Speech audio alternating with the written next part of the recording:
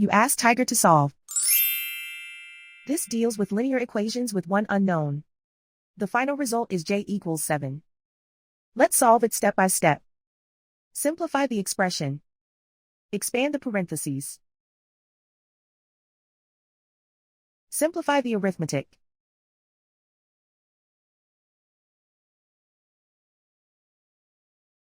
Group all constants on the right side of the equation. Add 7 to both sides. Simplify the arithmetic.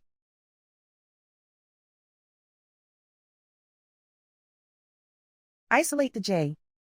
Divide both sides by 2. Simplify the fraction. Find the greatest common factor of the numerator and denominator. Factor out and cancel the greatest common factor.